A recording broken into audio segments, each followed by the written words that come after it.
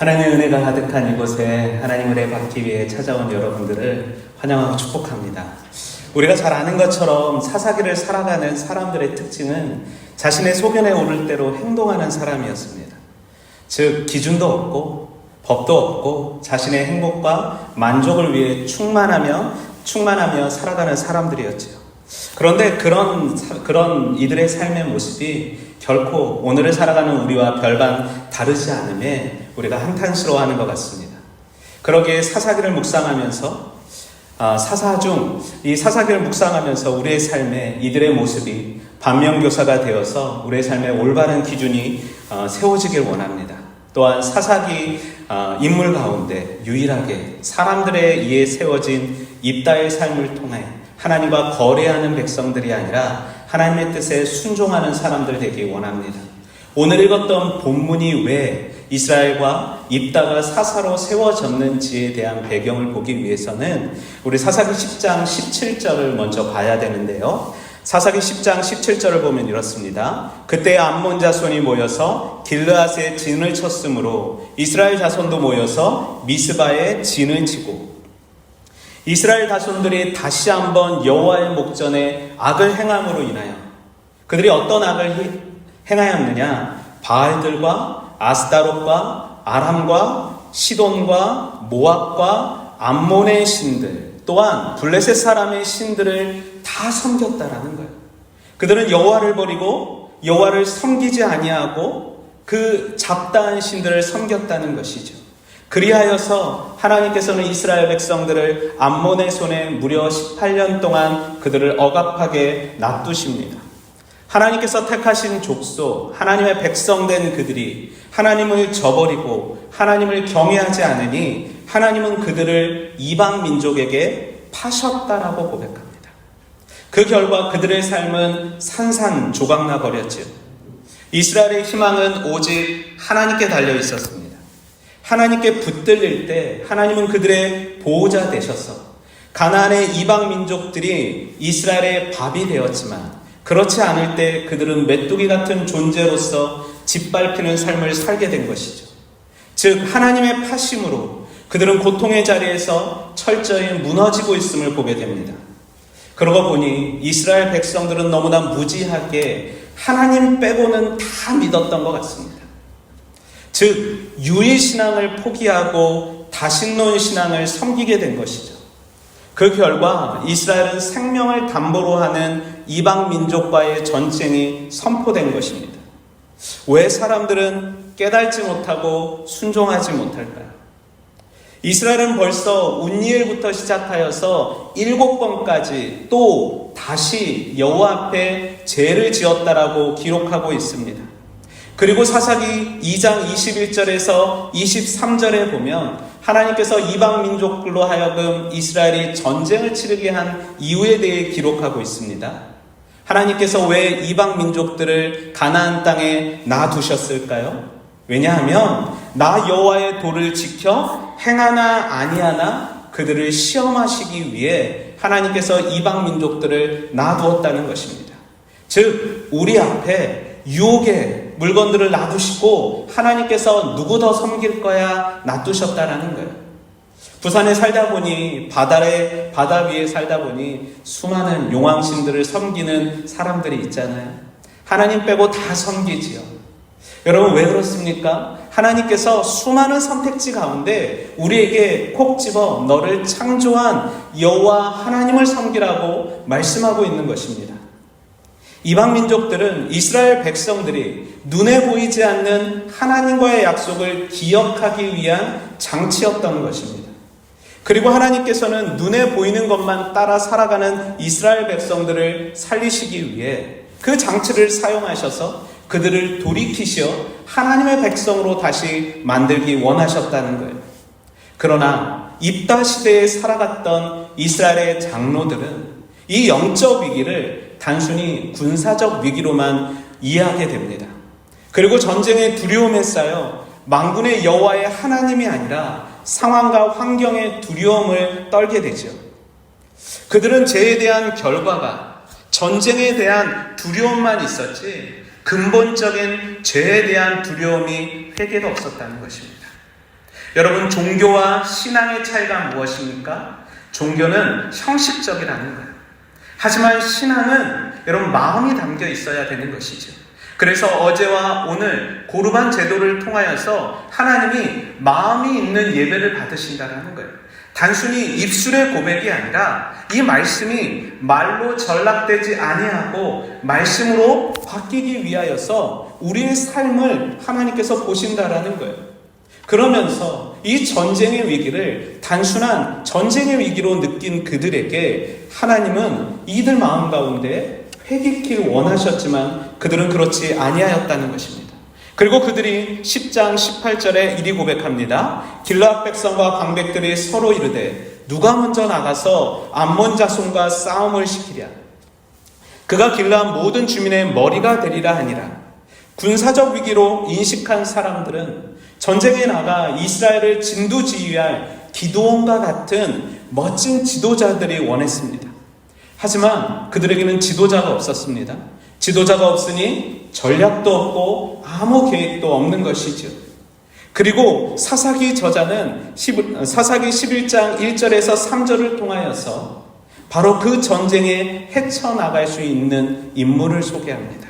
여러분, 그가 누굽니까? 길르앗의 사람 입다. 그는 큰 용사였고 기생이 길르앗에게서 낳은 아들이었다고 말합니다. 입다의 출신 배경을 보면 이스라엘, 하나님의 택한 선민의 지도자로 세워지기에는 많이 부족한 지도자였습니다. 그의 삶은 순조롭지 않았습니다. 길르앗이라는 멋진 대표적인 사람이 있었지만 그의 어머니가 기생이었다는 것이고 그는 서자였다는 것이고 형제들, 이복 형제들을 통하여서 집에 살지 못하고 이방 땅, 돕땅으로 여러분 쫓겨났다라는 것이죠. 그리고 돕에서 그가 어울렸던 사람이 누구입니까? 잡류, 여러분 불량배들과 그들은 어울려 살았다는 것입니다. 그 사람들과 어울리며 입다는 하나님과 관계없이 세상의 방법대로 세상의 뜻대로 살아가고 있었습니다. 멸시와 천대 속에서 길르앗으로부터 추방되었던 입다. 그런데 인생 역전의 기회가 찾아왔다라는 거예요. 이스라엘 장로들이 찾아와서 우리에게 전쟁의 장관이 되어달라고 말해요. 여러분, 여기서 장관이라는 단어는 단순히 정치적 지도자를 말하는 것이 아니라 전쟁용, 우리를 위기에서 이기게 해줄, 극복하게 해줄 그 사람을 원했다라는 거예요. 여러분, 그래서 한 학자는 이렇게 말합니다. 입다는 이순신 같은 큰 용사라기보다는 지하세계의 큰 보스와 같은 우리 보스님이었다는 것이죠. 지난날의 아픔과 상처를 회고하며 11장 7절에 입다가 길르앗 장로에게 말합니다. 너희가 전에 나를 미워하여 내 아버지 집에서 쫓아내지 아니하였느냐? 이제 너희가 환난을 당하였다고 어찌하여 내게로 찾아왔느냐? 쫓아낼 때는 언제고 이제 와서 나에게 달려와서 단순히 전쟁의 지도자로 나를 삼겠느냐? 나는 전쟁의 지도자가 아니라 이스라엘의 머리가 될 것이다 라고 말합니다. 장로들은 원래 입다가 전쟁의 암몬과의 전쟁에서만 힘써줄 지도자로 생각하였지만 입다는 다시 한번 고민하기 시작하는 거죠. 장로들과 거래하기 시작하는 것이죠. 그래서 뭐라고 말합니까? 여호와는 우리 사이의 증인이시니. 장로가 누구를 이용하기 시작해요? 하나님의 이름을 이용하기 시작합니다. 회개하지 아니하고 하나님께 돌이키지 아니하고 자신의 방법과 자신의 생각에 따라 여러분 하나님의 이름을 이용하고 있다라는 거예요. 하나님이 우리와 증인 되시면 네가 전쟁의 지휘관이 아니라 우리의 머리가 될 것이다. 여러분 생각해 보십시오. 이스라엘은 어떤 민족이었습니까? 신정 국가였습니다. 여러분 이스라엘은 하나님을 왕으로 모신 백성이었습니다. 하지만 이들이 사람을 지도자로 세웠다는 것은 왕정 국가로 하나님의 지배가 아니라 눈에 보이는 사람의 지배를 받겠다라는 것이죠. 그래서 우리는 하나님 앞에 백성이지 국민이 아니라는 거예요. 백성과 국민의 차이가 무엇인지 아세요? 백성은요, 우리의 주인이 있다라는 거예요. 하지만 국민은 무엇이요? 나를 위한, 국민에 의한, 국민에 의한 국민, 내 주권이 있다라는 거예요. 이스라엘 백성들이 내 주권을 가지고 내가 행사하겠다라는 거예요. 여러분, 그 상황 가운데 그들은 하나님의 이름을 가지고 서로 딜을 하며 거래를 하며 우리의 지도자가 되겠다고 말하고 있습니다.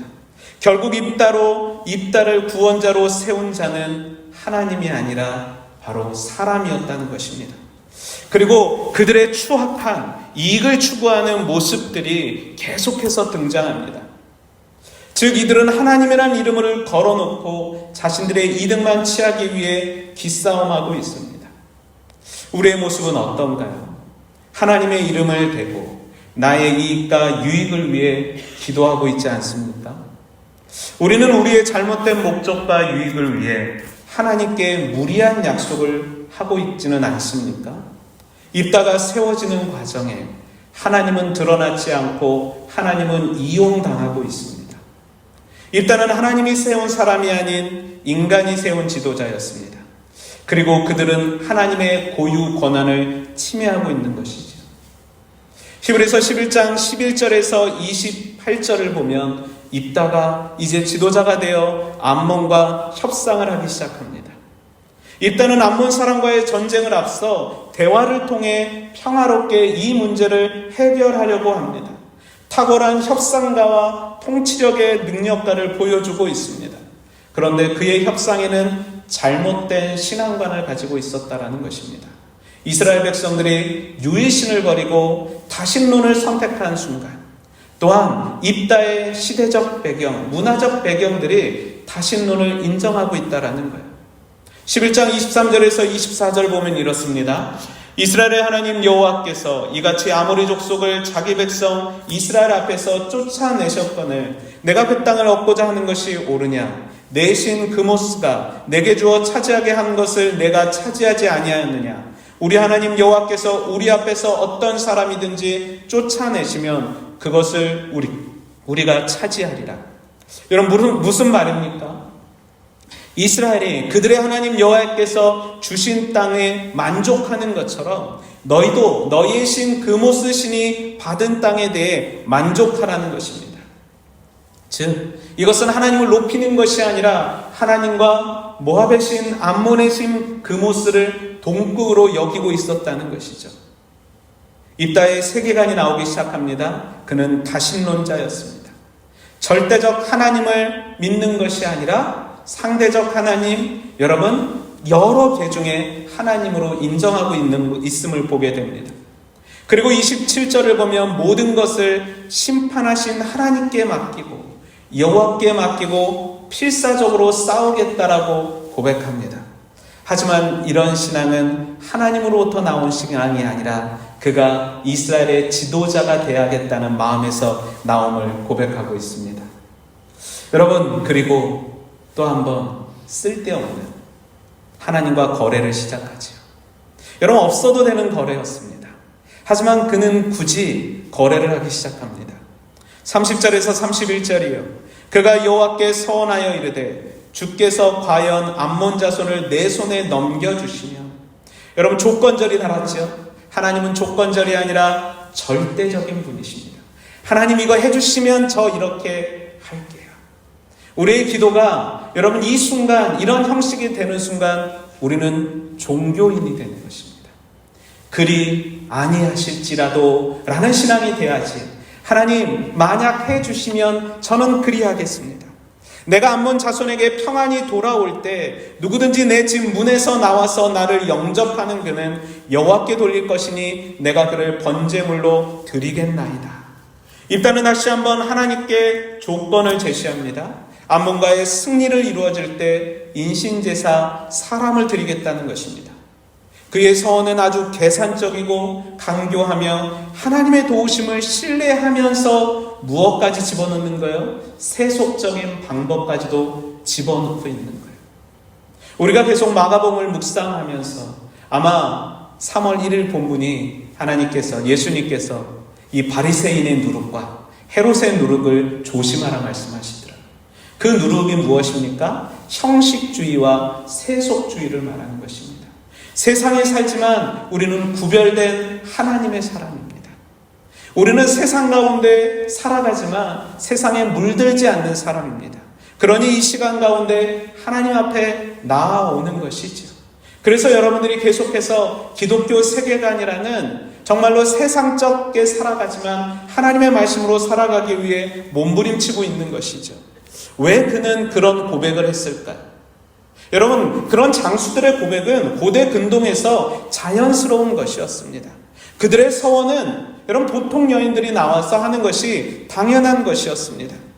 우리는 왜 그가 이런 고백을 했는지 납득이 되지 않습니다. 그런데 그 납득되지 않는 상황 가운데 그 상황을 납득하게 할 만한 상황적 제시어가 들어가 있습니다. 그때 이스라엘에 왕이 없었으므로 사람이 각기 자신의 소견에 오를 대로 행하니라. 여러분, 입다의 기도는 하나님과 상관없는 자신을 위한 맹세, 자신을 위한 다짐이었습니다.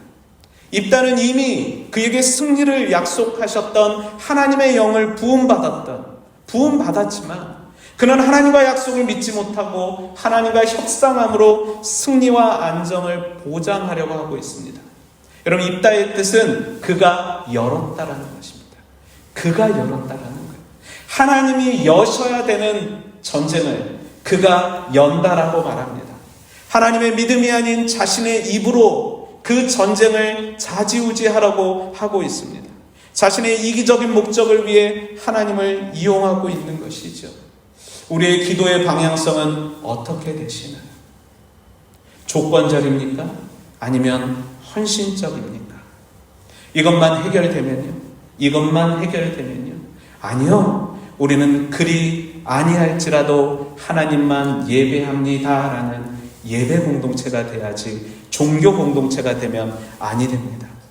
그리고 그의 삶은 신앙이 아닌 종교로화된 그 삶은 비로소 하나님 앞이 아닌 사람 앞에 살게 되어지자 위기를 당하게 되는 것이죠. 35절이요. 입다가 이를 보고 자기 옷을 찢으며 이른데 어찌할꼬 내 딸이여 너는 나를 참담하게 하는 자요 너는 나를 괴롭게 하는 자 중에 하나로다. 내가 여호와를 향하여 입을 열었으니 능히 돌이키지 못하리라 하니. 여러분, 입다의 서원이 자신을 원망하는 것을 넘어 누구를 원망하기 시작합니까? 자신의 딸을 원망하기 시작합니다. 자신의 잘못된 서원에 대해 돌이킬 것이 아니라 네 죄라고 말합니다. 여러분, 내 죄 아니겠습니까? 하나님, 내가 죄입니다. 내가 그리하지 아니하였어야 됐는데. 여러분, 그런데 모든 핑계의 방향성을 이 딸에게 돌리고 있습니다. 여러분, 율법은 구체적으로 인신제사를 금하고 있습니다. 입다가 서원을 지키려면 그 서원 역시도 하나님께 제가 되는 것이죠. 그런데 입다의 그 서원에 입다에게 그것이 잘못됐다고 말해주는 그 어느 누구 하나가 없었다는 것이죠. 하나님께서 우리를 왜 집사로, 성도로 세워주셨습니까? 우리가 옳지 못하는 상황 가운데 하나님의 말씀을 선포하기 위해 세워주셨다는 것입니다. 제약된 이 세상 가운데 우리의 사명이 무엇입니까? 우리의 입술의 고백이 하나님만이 여호와이십니다. 하나님만이 유일한 하나님의 아들이십니다 라는 고백을 위해서 우리가 이 자리에 있는 것 아니겠습니까? 입다에게는 그 주위에 아무도 없었다는 것입니다. 아버지가 없는 땅에서, 여러분, 쉐마 이스라엘, 여러분, 쉐마 율법은 아버지에 의해서 교육을 받는 것입니다. 여러분, 우리가 가르쳐야 여러분 다음 세대가 되는 것입니다. 우리가 가르치지 않으면 다른 세대가 되는 것이죠. 그들은 이 입다는 배우지 않았고 하나님과 멀어짐으로 인하여서 다른 세대가 되어 하나님께서 쓰셨지만 하나님과 영 다른 길을 걸어가게 되는 것입니다. 하나님을 제대로 알지 못하고 자신의 고집과 욕망에 사로잡혀 있었던 입다. 그의 삶을 우리는 다시 한번 바라보아야 합니다. 여러분, 여전히 하나님과 거래하시겠습니까? 우리는 거래의 조건이 안 됩니다. 우리는 그 무엇으로도 하나님과 범접할 수 없습니다. 하나님을 보고 싶으시다고요? 어찌 보시겠습니까? 하나님 앞에 선 우리의 모습들은 죄로 물들 뿐입니다. 죄로 인하여서 우리는 보지 못합니다. 우리의 문화가, 우리의 신앙보다 앞선다면 우리는 세상의 방법으로 하나님을 예배하고 하나님을 만나려고 할 것입니다. 그러면 이 제단이, 이 성전이, 이 말씀의 자리가 여러분 우상의 자리가 되는 것이죠. 그래서 에스겔이 기도하고 있는데 한밤중에 성전 뒤쪽으로 들어가니 담무스신부터 수많은 우상들이 있었다는 환상을 보게 되잖아요. 우리가 예배하는 것이 우리의 유일하신 하나님이십니까? 우리를 심판하신 아버지 하나님이십니까? 아니면 우리의 욕망입니까? 우리의 문화가 우리의 신앙보다 앞서지 않길 원합니다. 세계 간의 충돌의 시대라고 말합니다. 우리가 말씀으로 하나님께 나아가길 소망합니다. 입다의 서원은 세상적 서원이었습니다. 조건부 신앙생활이었습니다. 하지만 율법은 조건이지만 은혜는 조건이 없을 줄 믿습니다. 내일 새벽 오세요. 스로보니게 여인이 바로 그것을 드러내거든요. 여러분, 율법은 조건이 있지만 은혜는 조건이 없습니다. 우리는 조건 없이 그 은혜, 모든 것이 은혜라고 여러분 고백받고 체험한 사람인 것이잖아요. 그러니 믿음으로 나아갈 때 값없이 주시는 하나님의 은혜로 말미암아 자유함을 얻을 줄 믿습니다. 우리 삶 속에 내 욕망과 욕심을 채우려 했던 입다의 기도는 사라지고, 혹시 입다처럼 듣지 못하고 배우지 못하였다면 다시 한번 말씀의 자리로 와서 세상의 문화가 아니라 세상의 문화로 종교까지도 신앙까지도 여러분 덮여진 현실 가운데 말씀으로 다시 한번 살아갈 때 우리의 모든 삶이 하나님께서 보시기에 심히 좋은 하나님의 백성 되길 소망합니다. 우리 시간에 같이 한 목소리로 기도하실 때, 하나님, 내 삶의 근원이 하나님께 있습니다. 하나님, 내 삶이 하나님과 거래하는 인생이 아니라 절대적 하나님 앞에 엎드리는 인생 살기 원합니다. 우리 1분 정도 같이 기도하셨다가 제가 기도로 마무리하겠습니다. 주여 한번 부르고 기도합니다. 주여! 할렐루야. 하나님, 아버지, 문화가 우리의 신앙생활을 사로잡는 이 시대 가운데 하나님 주님 앞에 나아가기 원합니다. 주님의 은혜를 소망하기 원합니다. 아버지, 조건부 신앙인이 아니라 절대적 하나님을 의지하고 소망할 수 있게 하여 주시옵소서. 아버지, 거래하는 인생이 아니라 절대적 하나님의 은혜 앞에 엎드릴 수 있게 하여 주시옵소서. 율법으로 살아가는 인생이 아니라 은혜로 살아가기 원합니다. 아버지, 조건으로 살아가는 인생이 아니라 하나님의 사랑에 힘입어 살아갈 수 있게 하여 주시옵소서. 아버지, 주일 예배 후 아버지 3일이 지났습니다. 여전히 우리의 삶 가운데 고난과 역경이 있습니까? 아버지, 어려움이 있습니까? 그 어려움 앞에, 아버지, 인생의 위기 앞에 하나님께 엎드릴 때 하나님께서 우리에게 방법을 해결하여 주시옵시고, 아버지, 해결책을 허락하여 주시옵소서. 우리의 모든 해결책이 하나님께 있습니다. 할렐루야. 하나님 아버지 감사합니다. 할렐루야. 하나님, 우리의 문제의 답이 오직 여호와께 있음을 고백합니다. 하나님과 거래하는 조건부 인생들이 아니라 절대적 하나님 앞에 엎드리며 하나님의 뜻을 구하고 하나님의 방법을 구하는 하나님의 거룩한 자들 될 수 있게 하여 주시옵소서. 사랑이 많으신 예수님 이름으로 기도드리옵나이다. 아멘.